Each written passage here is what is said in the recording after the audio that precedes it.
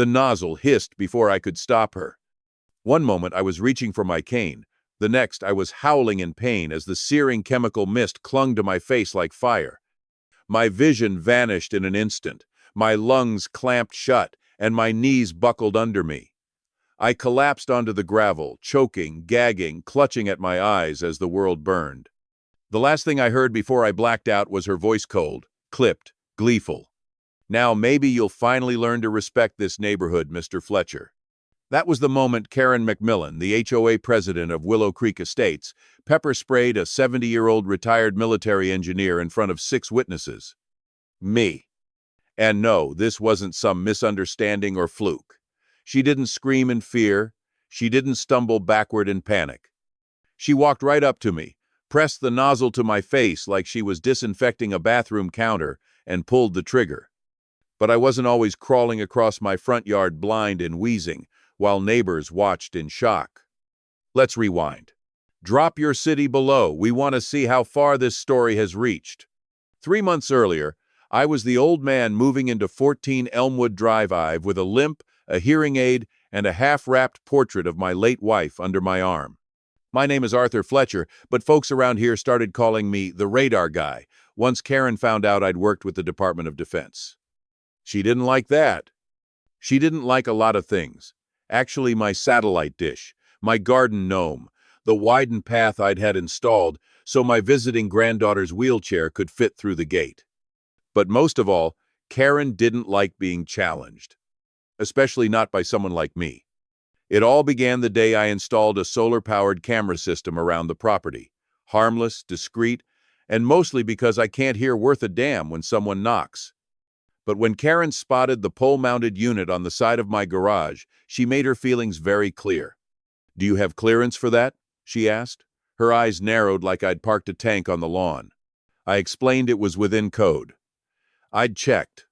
"Well, maybe in other neighborhoods," she sniffed, her voice like vinegar on glass. "But not in mine." I chuckled. "Funny," I said. "I didn't realize this was your personal estate." Karen didn't laugh. That night, my mailbox was yanked out of the ground and smashed across the sidewalk. Coincidence? Maybe. But Karen was known for coincidences. The next morning, I found a note taped to my front door, typed in bold 14-point font like I couldn't read small print. "HOA violation notice. Unauthorized surveillance equipment. Remove immediately." I called the HOA office. They told me Karen had personally pushed the violation through, no vote, no hearing, no recourse. That's when I realized this wasn't going to be about a camera. It was going to be war. And Karen had just picked the wrong damn opponent. But before I could take my first real step toward fighting back, she escalated. One night, my back gate was left wide open, and my granddaughter, Amelia, visiting for the week, rolled out into the side garden without realizing. She's 9, cerebral palsy, brilliant mind, stubborn as hell like her mother. It was only by sheer luck I found her trying to wheel herself back after getting stuck in the mulch. That gate had been locked. I know because I'd checked it twice. Someone had opened it. Someone with a key. Someone like Karen. I confronted her the next day. "You opened that gate," I said. "You could have hurt her." Karen's smile was saccharine. "Oh, I didn't realize your granddaughter was, well, special needs. That must be a challenge. For the rest of the neighborhood, I mean." I stared at her, stunned. "You endangered her." "I simply inspected the exterior," she replied, "as is my right under HOA bylaws." "You stepped onto my property." Karen's eyes gleamed. "And I'll do it again if I think something poses a risk to property values." That was the moment I realized Karen didn't see me or Amelia's neighbors. We were threats. And she intended to eliminate threats. But the day she finally crossed the line, when I ended up on the gravel screaming and clawing at my face with pepper spray and my lungs didn't come out of nowhere. It started with a single move. One quiet retaliation. One line I drew in the dirt. And the minute Karen saw it, she snapped. After Karen's thinly veiled threat about property values and special needs, I did what any reasonable man would do. I started digging. Not into her past. Not yet. Into the bylaws. 3 straight days of black coffee, paper cuts, and post-it notes later, I had something solid. Karen had been making unilateral decisions without required board votes. She had pushed through citations, approved fines, and even authorized property inspections all without quorum or documentation. It was clear, Karen was not just overstepping, she was breaking the rules. And I was going to make damn sure someone knew about it. So I started documenting everything. Every time she loitered near my driveway, camera in hand. Every time she crossed onto my property under the pretense of inspection. Every smug hoe notice with no date and no letterhead. I logged timestamps, took photos, stored backups in cloud folders, and then I sent a letter certified, signature required straight to the other 4 board members of the HOA. 2 days later, 3 of them showed up at my door. They apologized profusely, said they had no idea Karen was acting alone, promised to launch an internal review. I thanked them, shook their hands, and stood there on my porch, watching as they walked back to their cars, their heads low, murmuring to each other. Karen saw the whole thing from her living room window. She didn't like that. That night, I caught her watching me. Standing behind the curtains, barely concealed, eyes fixed on my front door like a vulture on a carcass. At first I tried to ignore it, let it slide. Maybe she was scared her time as queen was up. But then, strange things started happening. The motion sensor lights on my garage were disabled wires snipped clean, as if with bolt cutters. A dead squirrel was left in my mailbox. My trash bins were overturned and soaked in bleach. I installed more cameras. She filed a police report accusing me of spying on the neighborhood, claimed I was paranoid, possibly unstable, and retaliating for a valid HOA enforcement. The cops showed up, annoyed but professional. I showed them the permits, the footage, the receipts. They left without incident. But Karen had made her move. The next week, I got the HOA's newest monthly newsletter. Right there on the front page, community safety concerns, how to handle problematic neighbors. No names, of course. But the article made sure to include a warning about aging residents who may exhibit erratic or aggressive behavior. I could practically hear her voice in the phrasing. She was painting me as unstable. And the board? They'd gone radio silent. But I wasn't alone. One neighbor, a quiet woman named Beth, slipped a note into my mailbox. "You're not crazy. She did the same to my sister's family. She chased them out. I'm sorry I didn't speak up sooner." Another man, Luis, a mechanic who lived down the block, offered to help fix the wires she'd cut. "You're the first person to stand up to her," he said. "She's been untouchable for years. We're behind you." It meant more than I could say. But even with growing support, I knew something Karen didn't. A cornered animal doesn't retreat. It bites. So I waited. I stayed polite. I kept quiet. And behind closed doors, I filed a formal petition with the city zoning office to investigate HOA misconduct. It was dry. It was bureaucratic. But it would land on her desk like a hand grenade. Unfortunately, I underestimated just how far Karen was willing to go. Because the next time she crossed the street, it wasn't with a letter or a sneer or a snide comment. It was with a flashlight, a lockpick, and a gloved hand on the handle of my back door. She broke into my home. At 2:37 a.m., the camera in my hallway caught her silhouette entering through the rear. She didn't know I'd installed an indoor sensor alarm that triggered silently and immediately notified the local precinct. She didn't know I was awake sitting in the living room, my hand resting on my cane and the emergency button on my phone already pressed. She didn't know officers were en route. What she did know when I flicked on the lamp and pointed the security camera directly at her was that she'd just crossed a line she couldn't uncross. "Karen," I said, my voice calm despite the fury building in my chest. "You're in my house." She froze, lips twitching, flashlight still raised. "Two was checking for code violations," she stammered. "In my living room?" Just then, the sound of sirens filled the air. Karen turned toward the door, but I was already there, cane in one hand, camera footage in the other. "You might want to wait for the police," I said, stepping aside just as the red and blue lights flooded the window. She didn't speak. She didn't have to. Because as the officers pulled up and stepped onto the porch, I knew what they would see. An HOA president, standing in a home she didn't own, without invitation or cause. And I knew what she would do next. Lie. Because Karen wasn't finished. She'd just started bleeding. I wasn't sleeping anymore. I'd taken to napping in shifts light, brief, alert. The hallway camera feed was constantly up on the old monitor I'd mounted in the kitchen. Every creak of wood or brush of wind made my hand twitch toward the panic button. Karen had crossed into dangerous territory, but something in her eyes that night told me she wasn't done. And I was right. 3 days passed in tense silence. Then came the letter. Not from the HOA. This one was handwritten crooked cursive on yellow legal paper taped to my storm door, like some kind of ransom note. You don't belong here. You were a mistake. You're not the first I've cleaned up. You won't be the last. There was no signature. She didn't need one. I took it down with gloved hands, bagged it, and added it to my evidence pile. Police told me to document everything. That's what they say when they can't or won't do anything. But I was documenting something else too, her patterns. Karen's route around the neighborhood. Her midnight walks. The way she circled my yard every morning under the guise of inspections. Her eyes always sharp, scanning, watching. She was waiting for something. A misstep. An opportunity. She found it the following week. The city had temporarily cut off water to the block to fix a busted pipe. I was outside early, rinsing my hands off with a jug when I saw her. She crossed the street with that stiff, militant gate clipboard in one hand, her damn purse in the other, and that smug little smirk, like she already knew she'd won. I didn't move.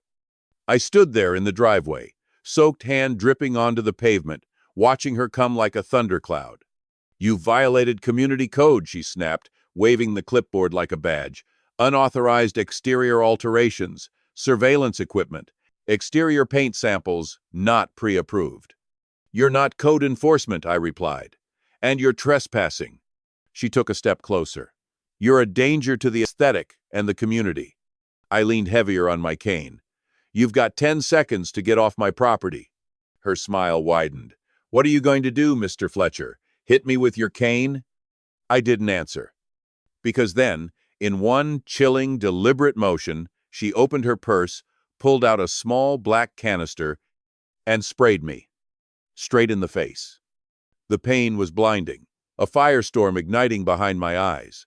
The burn flooded my sinuses, my throat, every part of me screaming at once. I stumbled backward, gasping, hands clawing at the air. My legs gave out. I fell to one knee on the gravel, hacking, choking, blind. You're unstable, she shrieked behind me, voice shrill and triumphant. Now everyone can see it. I was defending myself. I couldn't respond. I could barely breathe. I could only hear the crunch of her boots on the gravel as she turned and walked away, calm, victorious. But what Karen didn't realize, what she couldn't see through the madness of her control, was the tiny red blinking light behind me. The porch cam. It had captured everything. Not just the spray. Not just my collapse. But her face, her words, her gloating little smirk clear as day. By the time I dragged myself back inside and doused my face with milk and water, I had one thought running through my head like a war drum. She thinks this was the finale. But Karen didn't know she'd just walked into her own ending. Because when the officers came knocking this time, I had more than evidence. I had intent. I had assault. I had pain. Real, documented, undeniable pain. And the moment they saw the footage, their eyes changed. The moment the officers told me they'd be arresting her, I knew Karen wouldn't go quietly. But I still wasn't prepared for the spectacle she unleashed. They crossed the street to her home with calm, measured steps. I watched from my porch, a cold compress still pressed to my face, my shirt stained from milk and tears. The sting in my eyes hadn't fully faded, but my mind was sharper than it had been in weeks. The lead officer knocked. Karen opened the door, sipping coffee, sunglasses perched like she was headed to brunch instead of a courtroom. And then the words came. "Ma'am, you're under arrest for assault on a senior citizen." The mug shattered on the concrete. "What the hell are you talking about?" she screamed, stepping back like she'd been accused of murder. "That man attacked me! He's dangerous!" "Ma'am, we have video footage of you deploying pepper spray directly into his face. Please place your hands behind your back." "You're kidding me. This is harassment. I'm the HOA president," she bellowed. "Do you know who I am?" The officer didn't even blink. "Yes, ma'am, that's part of the problem." She spun around, trying to slam the door, but they were already through it, calm, practiced. As the cuffs went on, Karen lost whatever composure she had left. "You can't do this. He's a liar. He rigged his house like a spy den. He's not even supposed to be living alone. He's senile." I leaned on my cane, watching the meltdown from across the street, the same way she'd watched me all these months, only this time, I was the one unblinking. As they walked her to the squad car, neighbors peeked from windows. A few stood on porches. No one said a word. Karen thrashed like a child mid-tantrum. "He's a lunatic! You're all going to regret this. That street cam is fake. It's all fake. He provoked me." They shut the car door. Her face contorted into a snarl just before it slammed. The courtroom was packed. Apparently, word had gotten around. Local news had picked up the arrest of a controversial HOA president accused of assaulting a 78-year-old neighbor. There were reporters, sketch artists, residents I didn't know watching from the back row. Karen entered in a stiff gray blazer, lips pressed into a sour line. No makeup this time, just fury simmering beneath pale skin. She saw me across the aisle and sneered. Her attorney, a man who looked like he hadn't slept in days, leaned over and whispered something. Karen waved him off. The prosecutor didn't waste time. The footage played on a mounted screen. Me, in the driveway, her marching over. The spray, my fall, her smirk. The audio captured everything. Gasps echoed in the courtroom. Still, Karen sat upright, arms crossed. When the video ended, she shook her head, scoffing loudly. "Out of context," she shouted, rising before the judge called her. "Miss MacMillan," the judge warned, "sit down and remain silent unless addressed." Karen's jaw clenched, but she obeyed for now. Then came the testimonies. The officer who responded the night of the break-in. The officer who arrested her after the pepper spray. The forensic tech who matched the chemical on my skin to the residue on her canister. Each one delivered calmly, precisely. Then it was my turn. I described the weeks of harassment, the stalking, the threats, the trespassing. I detailed how I'd been afraid to sleep, how I'd been forced to install surveillance in my own home just to feel safe, how I'd been in the middle of rinsing my hands with a jug when she attacked me unprovoked. Karen rolled her eyes the entire time. When I stepped down, her attorney requested permission for her to testify. That's when it got wild. Karen took the stand, set it on fire. "They're all lying," she began, arms flailing. "This entire case is a setup. That man has been antagonizing me since the day he moved in. He's defiant, rude, combative, threatened me with a rake once." Gasps turned to chuckles in the gallery. Karen's face turned beet red. "I have served this community for 12 years. I have protected property values. I have enforced the rules. If anything, I should be praised." The prosecutor raised a brow. "So you're admitting you pepper sprayed him?" "I was defending the integrity of our neighborhood," she shrieked. "Did you fear for your life?" Karen blinked, caught. "There, could have had a weapon." He was holding a plastic jug of water. "He's tricky like that," she snapped. "You people don't understand. He was turning people against me." The judge leaned forward. "Miss MacMillan, you do realize you are not helping your defense." Karen huffed and threw herself back in the chair like a scolded teenager. The verdict came 2 days later. Guilty, on all counts. Assault on a senior, criminal trespass, harassment. Karen sat stone-faced until the judge delivered the sentence. 5 years county time, no parole for the first 2. Restitution in the amount of $25,000. Mandatory anger management. Community service to include accessibility aid work. That did it. Karen launched out of her seat, screaming, "This is political. This is age discrimination in reverse. I was protecting the community. He's the reason we can't have standards anymore." The bailiffs grabbed her before she could lunge. As they pulled her from the courtroom, She twisted back toward me, her voice full of venom. "You're the rot in this neighborhood, Arthur Fletcher. You'll see. You'll all see." She was still shouting as the doors slammed behind her. Weeks passed. Karen's house sat dark, blinds shut, a for sale sign planted on the front lawn like a surrender flag. The day they removed her porch camera, I smiled for the first time in months. I repainted the fence, restored the garden. Saturday in my rocker every morning with a mug of black coffee and no one watching me. No more citations, no more whispered threats, no more fear. Just the breeze, the birds, and the slow, peaceful heartbeat of a life reclaimed.